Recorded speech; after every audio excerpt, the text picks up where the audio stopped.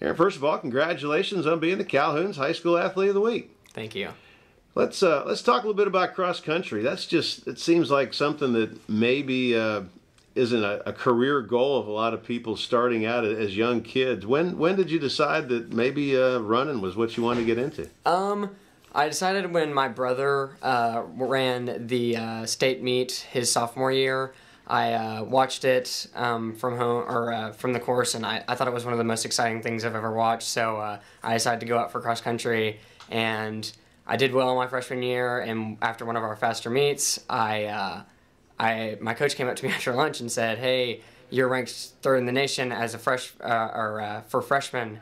And so I decided to quit my soccer career, which was what I was doing, and I decided to just go full on for track and cross country. Now, after a very successful freshman year, you finished third in the state. You come back as a sophomore, and things didn't work out as well for you. Yeah, I had a big sophomore slump. I think I got a little bit cocky, and I let my sort of praise towards God and thanking Him for everything that He's given me. That I kind of let that down, and I got more full of myself, and I didn't train as hard, and I kind of let myself down, and that ended up with me, finishing 5th at state instead of 3rd from the previous year, and I just didn't work as hard, and so I had a big sophomore slump, and then I kind of got my head back in the game and back into God, and it just helped me through this season. I trained and came back and won this state, and that was probably a really good day of my life.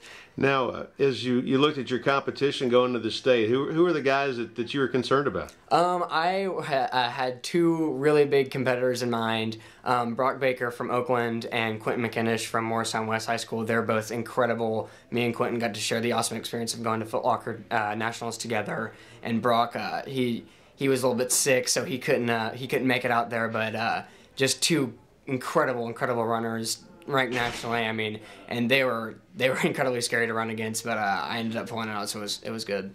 Now the race itself, kind of walk us through that. It was kind of hairy there at the end. Huh? Oh yeah, it was an incredibly windy and hot day, and so we kind of had to push back my race plan, which was to kind of just lead from the beginning and go out and just try to lead like I was through the rest of the year, and so we decided to just kind of sit back, and I sat there, right in me and Brock and Quentin were all kind of changing places. There were a good front pack there, and then it all came down basically to the last 800 meters. We picked up the pace, and we kind of separated ourselves, and then the last coming down the hill, then we were all just neck and neck. There's pictures of us just in a line, and then we hit the bottom of the hill, and you hit this slide uphill towards the finish, and I just gave it every single thing I had left. I almost gave up there at the end, but I gave everything I had, and it ended up well.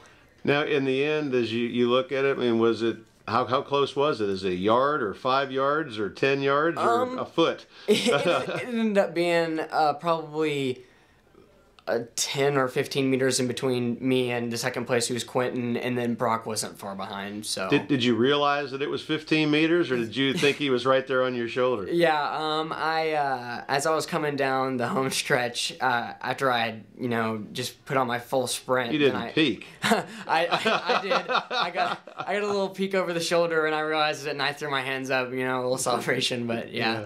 So I knew I had it for a few meters, but I just wanted to make sure before I quit my full alt sprint. It's got to feel pretty good having put your heart and soul into something to realize the goal at the end. That's got to be pretty cool. Yeah, it's incredible to think about how much we train versus how much we race. I mean, there's a huge ratio. I mean, we're running out there 70 to 80 miles a week during summer, putting in endless workouts, endless hours, and finally to get there, to get where you've been going, where you've been training for, and actually get your goal, it's just, it's so satisfying.